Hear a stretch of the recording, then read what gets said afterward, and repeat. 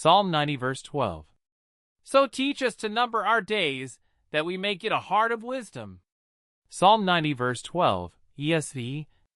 This profound verse, nestled within a psalm attributed to Moses, is a prayer that transcends time, capturing the essential human condition before an eternal God. It is perhaps the most spiritually significant text one can meditate upon at the threshold of a new year, such as Enkutatash or any New Year's celebration. The verse is not a command for us to obey in our own strength, but a humble plea for God to teach us, to grant us the understanding we lack on our own. 1. The context, mortality versus eternity. Psalm 90 begins by establishing the stark contrast between God and humanity. Lord, you have been our dwelling place in all generations. Before the mountains were brought forth, or ever you had formed the earth and the world, from everlasting to everlasting you are God. D. 1-2. God is eternal, without beginning or end. In contrast, Moses speaks of human life as fleeting and fragile. You return man to dust and say, Return, O children of man. You sweep them away as with a flood. They are like a dream, like grass that is renewed in the morning. In the morning it flourishes and is renewed. In the evening it fades and withers. D. 3-5. Against this backdrop, the prayer, Teach us to number our days, is a request for God to give us a right understanding of our own mortality. It is an appeal to internalize the truth that our time on earth is limited, measured, and swiftly passing. Numbering our days is the antithesis of living in denial of death.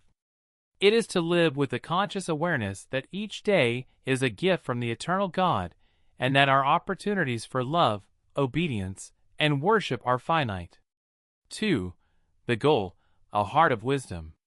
The purpose of this awareness is not to produce morbid fear or a frantic, panicked existence. The goal is positive and transformative, that we may get a heart of wisdom. In biblical terms, the heart is the center of the human person, the seat of intellect, will, and emotion.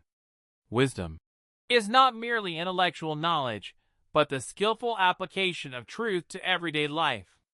It is the ability to see life from God's perspective and to live in a way that aligns with His eternal purposes. Therefore, a heart of wisdom is an inner disposition that values what God values, prioritizes what God prioritizes, and invests in what is eternal rather than what is temporary. It is the wisdom to know that a kind word, an act of forgiveness, time spent in prayer, and love shown to the least of these have everlasting significance, while the frantic pursuit of wealth, status, and personal pleasure is ultimately futile. Ecclesiastes 1 verse 2. 3. The New Testament fulfillment and application. The New Testament amplifies this call to wisdom and provides the ultimate reason for heeding it, the return of Jesus Christ. The urgency of Christ's return.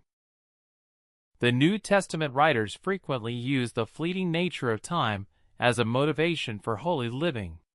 The Apostle Paul writes in Romans 13 verses 11-12, Besides this you know the time, that the hour has come for you to wake from sleep.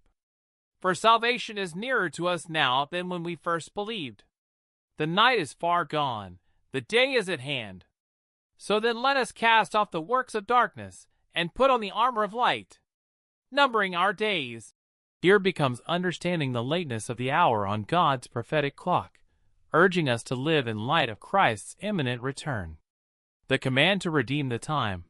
Paul makes the concept even more practical in Ephesians 5 verses 15-17. Look carefully then how you walk, not as unwise, but as wise, making the best use of the time, because the days are evil. Therefore do not be foolish, but understand what the will of the Lord is. The Greek word for making the best use of, exagorazo, means to redeem, to buy back, or to rescue from loss. It implies that time is a currency to be invested wisely in God's work before it is gone forever. The foundation in Christ's work, ultimately the courage to number our days, comes from the gospel. Without Christ, The awareness of mortality leads only to dread, Hebrews 2 verse 15. But because Jesus conquered sin and death through his cross and resurrection, we can face the limits of our life with hope. We can pray for wisdom with confidence, as James instructs.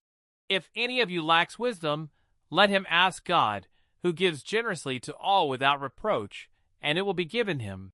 James 1 verse 5. Happy Enkutatash. Melchem Addis Emet.